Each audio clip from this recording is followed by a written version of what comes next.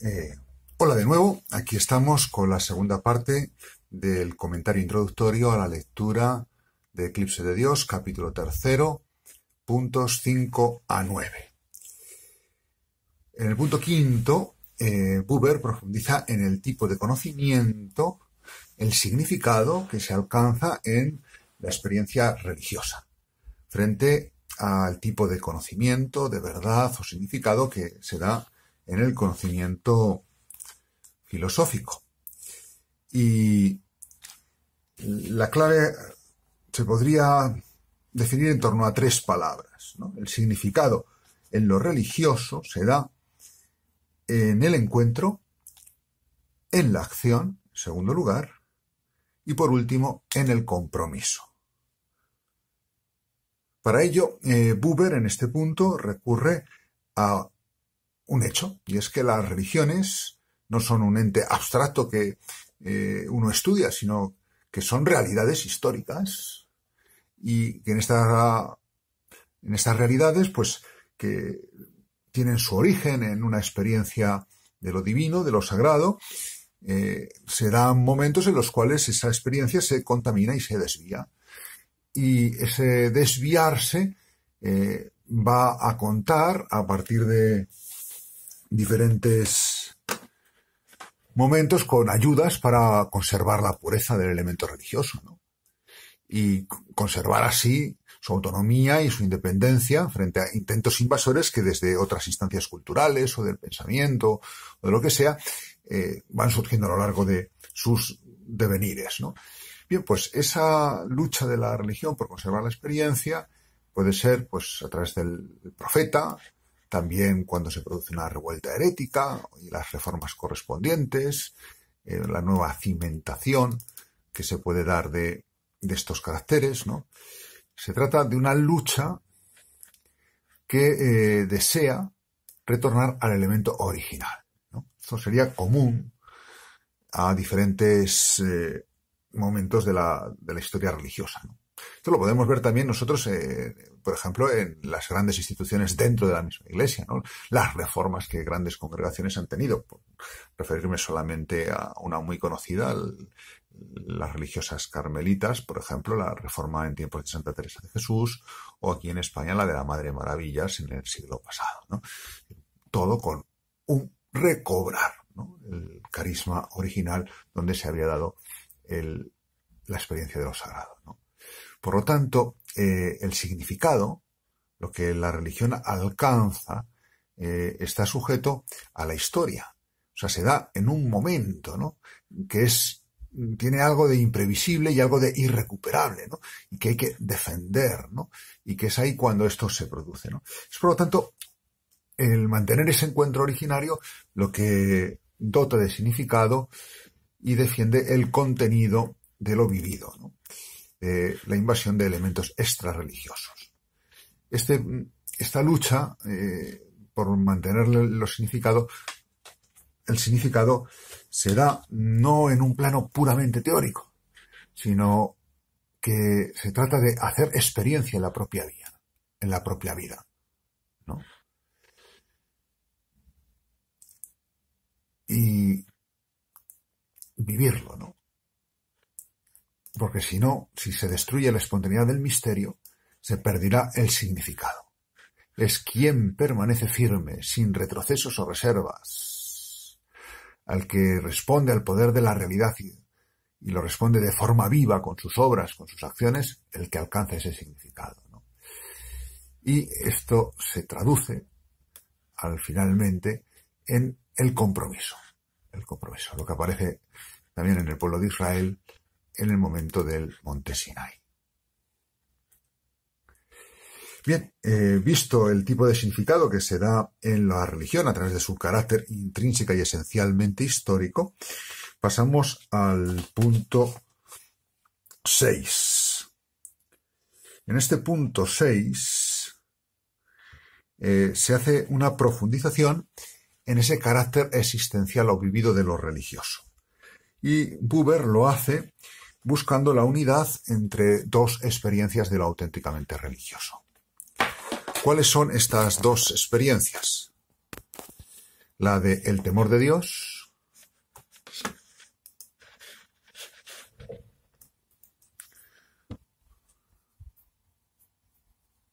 la experiencia del temor de Dios.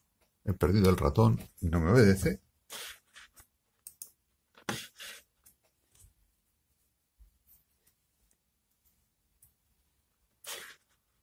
Ya está, ya vuelve. Y el amor de Dios. Son dos nociones que normalmente incluso la gente, nosotros mismos también lo podemos ver, las contrapone, ¿no? ¿Cómo puedes tener temor o miedo a Dios si al mismo tiempo es un Dios del amor? No es algo contradictorio entre sí. Bien, pues Buber muestra que no, que en el fondo el temor de Dios lo que manifiesta es que uno ha experimentado en la propia vida la presencia que está ante lo divino, y eso pone en tela de juicio, le hace sentir su existencia a la luz del misterio, ¿no? Y ver todo como un lugar, todo lo cotidiano, como un lugar que se puede vivir con el misterio, ¿no? Y eso da a la vida un sentido de temor, de temblor, de captar eso. Y desde ahí es posible establecer luego la relación de amor. Pero si no has pasado por ese captar lo que sería el fondo misterioso de tu existencia, porque tu existencia ha sido puesta ante lo religioso, por lo religioso, ante lo divino, no habría la posibilidad de un auténtico amor de tú a tú con ese Dios, porque en el fondo no lo habrías experimentado realmente, sino tan solo alguna idea, ¿no? Aquí recurre, por ejemplo, a Whitehead, ¿no? Para manifestar cómo el temor de Dios se puede relacionar con este amor, ¿no? Pone de relieve justo esta idea, ¿no? El que ama a Dios sin haber experimentado previamente el temor a Dios, en el fondo lo que hace es amar a un ídolo hecho por él mismo, un Dios a quien resulta fácil amar, pero no ama al Dios real, que es para comenzar terrible e incomprensible, me supera, ¿no? Es lo que está en Job, en el libro de Job, lo que está también en el libro de los hermanos Karamazov, en la experiencia de Iván, ¿no? Que van definiendo todos esos aspectos, ¿no? Por eso, toda expresión religiosa auténtica posee un carácter personal abierto o encubierto, pues surge de una experiencia concreta en la cual la persona toma parte como persona. Es decir, la experiencia religiosa involucra, y de ahí está el carácter del temor, el carácter de la misma persona. No solo sus ideas, no solo sus verdades, no solo sus convicciones, ¿no? Y eso se da solamente dentro de ese carácter histórico del encuentro, que se da en situaciones concretas. Esto aparece incluso en Confucio, ¿no? Confucio, para quien hablar de sí mismo era algo raro, pues también parte de ahí, ¿no? Es la frase, la cita que recoge, vamos a ver si consigo ponerla, que recoge Buber, ¿no? No murmuro contra Dios, sino abrigo mala disposición hacia los hombres. Busco aquí abajo, pero penetro arriba. Quien me conoce es Dios, ¿no? Siempre la expresión religiosa está ligada a una situación concreta, ¿no? Es personal, es histórico, es acontecimiento, no es teoría, ¿no? Y esto supone aceptar lo dado, ¿no? Me encuentro con Dios, lo religioso, en la situación que yo tengo. Una situación que me toca aceptar, ¿no? Aceptar que ahí me sale al encuentro un Dios porque lo que vivo me viene dado por Él. Esto no significa que yo tenga que vivir de una manera pasiva, que yo tenga que aceptar las cosas como si no tuviesen más remedio, como si estuviésemos en manos de, pues eso, del destino, ¿no? No. Esta situación, pues una situación de trabajo para construir o un campo de lucha, de batalla, ¿no?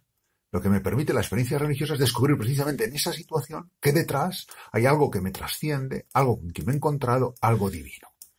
Por ejemplo, si queremos llevar esto al tema cristiano, pues por poner un ejemplo, ¿no?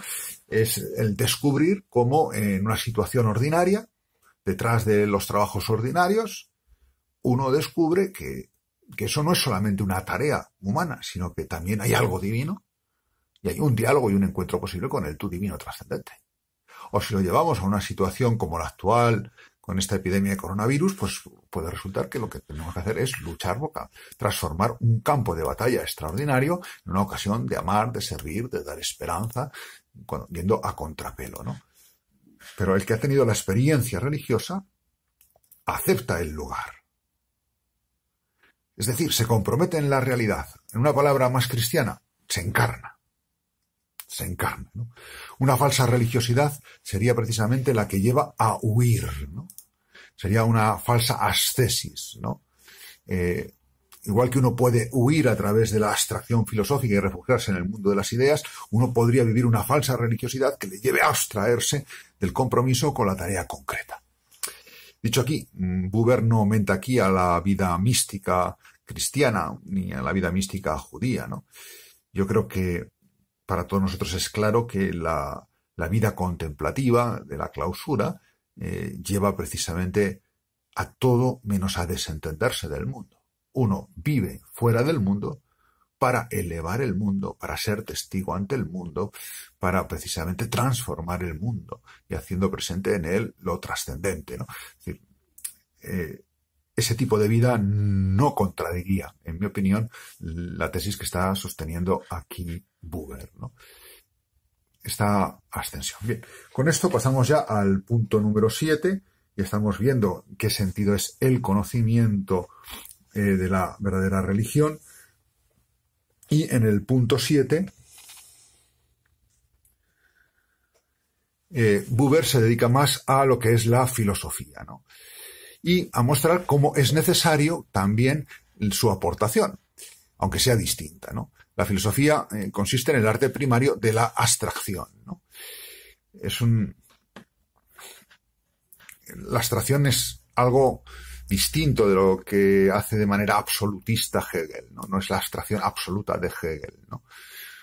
Se trata de una necesidad y un deber para poder poner nuestra verdad y compartirla, y no solamente tener que desentendernos de ella, ¿no? Hay, pues, aquí un diálogo con el cogito de Descartes, mostrando que ya ahí la filosofía se da una despersonalización aparentemente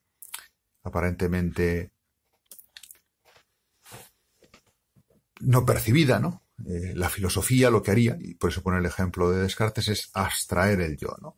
Aunque hable mucho del yo, hable mucho del ego, el cogito ergo sum, ego cogito ergo sum, ¿no? Ego sum, pienso, luego existo, qué sé yo, la conciencia de algo que existe, ¿no? Ese tipo de abstracción, ese yo que no es el yo personal, si se absolutiza puede llevarnos a una vía que nos aparte de la religión, ¿no? Pero sin embargo, la filosofía puede y tiene derecho a proclamar y prometer como la más elevada recompensa de esta abstracción un mirar hacia arriba, no ya un mirar aquí a nuestro alrededor, sino mirar hacia los objetos de la verdadera visión, a las ideas, ¿no? O sea, la abstracción, a través también de ese yo conciencia, permite un desvincularse, un desatarse de la situación, de lo concreto, para desde ahí poder también realizar otras conexiones, ¿no?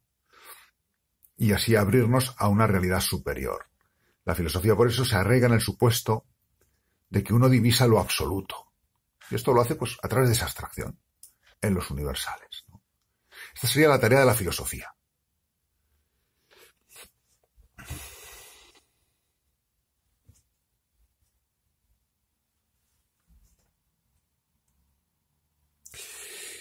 Lo universal, lo compartido, lo general. Sería su tarea. Frente a lo que la religión hace el pacto de lo absoluto con lo particular, con lo concreto. Es decir, como si la filosofía permitiese pasar de mi experiencia particular, personal, singular, hacia lo general, lo universal, lo compartido y abrirse a lo trascendente, cuando se hace bien, y por otro lado, la religión parte de ese Dios que se me vincula, pacta, se introduce en la vida particular y concreta de cada situación. Eso es lo que ese doble movimiento sería el que se va expresando a través de algunos filósofos. Aquí nos encontramos con que Buber rescata a otro racionalista con el tema de la visión de las cosas en Dios, ¿no? ¿Qué cosas son las que Malebranche en su racionalismo muestra que el hombre puede tener una visión en Dios? Pues no son las cosas de la situación concreta, sino las ideas platónicas, ¿no? Esta sería la tarea de la filosofía, pero al mismo tiempo su virtualidad. Y hay que ver cuál sería el papel que desarrolla la aportación que tiene la filosofía respecto a la religión. Y eso lo va a hacer también en parte ya en el punto número 8. La religión, aunque sea propia y más de acontecimiento y relación, no puede, aunque a veces la filosofía la ataque con orgullo y arrogancia, o se presente como autosuficiente, no puede permanecer ciega ante lo que la filosofía hace.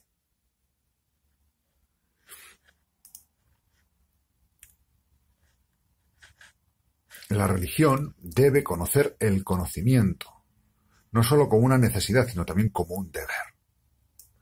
Es decir, está dentro de la religión, y esto no lo justifica del todo Buber, pero pertenece a la esencia de la religión, ¿no? El favorecer el cumplimiento de este deber. El deber conocer el conocimiento. Que hay esta necesidad de saber en el hombre, hacia lo universal y que abre también a lo trascendente. Debe saber que la historia se mueve según el camino de esta necesidad y obligación. Y eso a sabiendas de que, y aquí utilizo una imagen bonita, de que esta filosofía, el árbol del conocimiento, ¿no? puede llevar, aquí aparece afirmado muy taxativamente, ¿no? Lleva al hombre fuera del paraíso, más dentro de este mundo, ¿no? Es decir, si eres auténtica experiencia religiosa, esta no va a producir un rechazo del saber racional filosófico, sino una asunción del deber de saber, porque tiene que jugar algún papel, aunque todavía no lo ha dicho. Se entretiene en las páginas siguientes, ¿no? Un poco jugando Buber a profundizar en lo que significa la comprensión, la objetividad, etcétera, ¿no? Y tiene un párrafo que, bueno, vosotros que estáis estudiando teología en un gran número, podéis, si queréis, comentarlo personalmente en vuestro trabajo, ¿no? La comunicación religiosa de un contenido del ser tiene lugar en la paradoja. No es una afirmación demostrable. La teología que pretende serlo es un tipo más bien discutible de filosofía, sino un apuntar al escondido dominio del hombre oyente en sí mismo y aquello que ha de ser experimentado allí y solo allí, ¿no? Algo que se pone en paralelo con el arte. Es decir, es necesaria la filosofía. ¿Qué es la teología? Es una filosofía, en el fondo, de la experiencia religiosa. No sería religión. Aquí uno puede hacerse preguntas. ¿Es posible hacer una teología como la que aquí dice o insinúa Buber? Que es un poco, yo creo que a nosotros nos chirría, nos resulta chocante, ¿no? No sería una teología viva, una teología espiritual, una teología hecha en oración, sino una teología también racionalista, ¿no? Y como un no captar que la teología puede ser orante, la teología puede ser o debe ser vivida, ¿no? Pero bueno, si fuese esa teología, la teología a la que dice Buber, su crítica tendría razón. Pero bueno, simplemente queda eso ahí apuntado para ver en vuestros trabajos y en vuestra reflexión. Por último, en el punto 9, que si no el tiempo apremia ya, Buber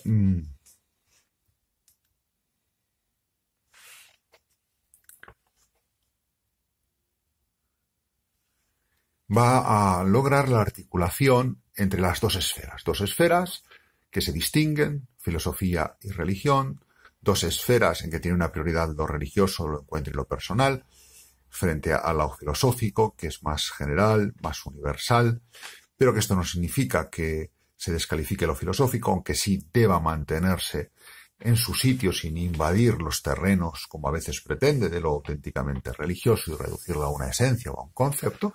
Bien, pues ahora se trata de ver cuál es el papel de esta filosofía, ¿no? De esta filosofía para lo religioso, ¿no? Aquí resuenan en este párrafo las ideas más conocidas de Buber, ¿no? Las dos palabras básicas que hablará en Ihundu, en yo y tú, su obra más conocida. La palabra básica yo, tú, personal, la palabra básica yo, ello. La primera es la personal, la dialógica, la que es válida para captar lo religioso y que es capaz de pronunciarse incluso sobre los objetos, ¿no? Por ejemplo, la personalización del árbol es el ejemplo que él pone, ¿no? Ese árbol que te ha visto crecer, donde grabaste las iniciales de tu enamoramiento primero, ese árbol a cuya sombra has leído la novela que te impactó, ese árbol cuando lo van a arrancar no es solamente un trozo de madera, ¿no? Porque ese árbol para ti forma parte del esquema yo-tú, ¿no? Frente a eso está el esquema yo-ello, que es el del conocimiento técnico, el conocimiento racionalista, ¿no? Para el cual ese árbol sería solamente madera, incapaz de comprender la vinculación personal que tiene con tu existencia, ¿no? Por eso en la palabra yo-tú, en lo religioso, va a ser clave en el aspecto religioso y también es precisamente en el ambiente religioso donde el yo-tú alcanza su máxima densidad. Porque, de alguna manera, en la religión, el ser ilimitado, ese ser trascendente, ese ser que es incluso más que persona, pero que tenemos que nombrarlo de alguna manera, es una persona absoluta. Una persona absoluta que se convierte en mi compañero. En mi compañero. ¿No? La objetividad, el yo-ello, donde se realiza es en el conocimiento filosófico, ¿no? Bien. Y es aquí donde a través de Franz Rothenbeck, este párrafo os lo he puesto en las tareas a hacer y no lo voy a comentar aquí mucho porque me interesa que lo penséis vosotros, ¿no?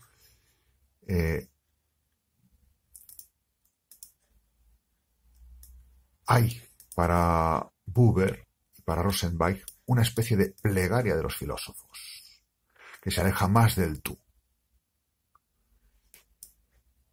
y que es traidora a la experiencia religiosa en cierto sentido, como era la de Eurípides en uno de los primeros puntos que hemos comentado de este capítulo, ¿no? Es aquí donde va a culminar el papel de la filosofía. La filosofía, con esa objetivación que acaba incluso en la visión de Buber, negando el carácter del encuentro personal posible, la posibilidad del encuentro personal con Dios. Sin embargo, es la que va a provocar a través de la pregunta al creyente que éste pueda purificarse de la absolutización de sus caminos hacia Dios, ¿no? Porque la reflexión fría de la abstracción, ¿no? Aunque Dios se deje mirar a través de las imágenes, que a la vez que se asemejan a Él, también son necesariamente falsas, limitadas, ¿no? Pero Dios se deja mirar a través de ellas. Pues estas imágenes, pues a veces sucede una y otra vez que se hinchan y obstruyen el camino que lleva hacia Dios. Y entonces Dios abandona esas imágenes. Bien. Es entonces cuando para Buber empieza el papel, la hora del filósofo. Ese filósofo lo que hace es criticar la imagen, dándose cuenta que es un ídolo, que no ha tocado realmente a Dios, y en el mismo paquete, en el mismo bloque, rechaza al Dios que en ella ha simbolizado. Y lo hace mediante la herramienta de su idea pura. La idea pura, que incluso puede ser una idea y aquí es muy profético el pensamiento de Buber, una idea que ha ido más allá de la metafísica, negando la metafísica, ¿no? Sería el papel del ateísmo crítico, algo de lo que nos salió a propósito de Heidegger en el capítulo precedente. Bien, así el filósofo se transforma en una plegaria en tercera persona, ¿no? Este ateísmo crítico es la plegaria pronunciada en tercera persona en forma de discurso sobre una idea. Es la plegaria del filósofo al Dios nuevamente desconocido. Permite despertar a los hombres religiosos, impulsarlos a ponerse en marcha a través de la realidad desprovista de Dios hacia un nuevo encuentro. Es decir, ese pensamiento ateo abriría el camino, quemando, haciendo una iconoclasia, ¿no?, de las imágenes que ya no hacen justicia a Dios. Sería esa función socrática. Con esto concluimos el capítulo 3. Espero que las ideas que le he dejado aquí en este vídeo les sirvan para poder comprender un poquito mejor el texto. Es esa tensión paradójica entre filosofía y religión particular del encuentro, de la acción, del compromiso con un tú real divino, filosofía que es objetivación, que es razón abstracta para Buber.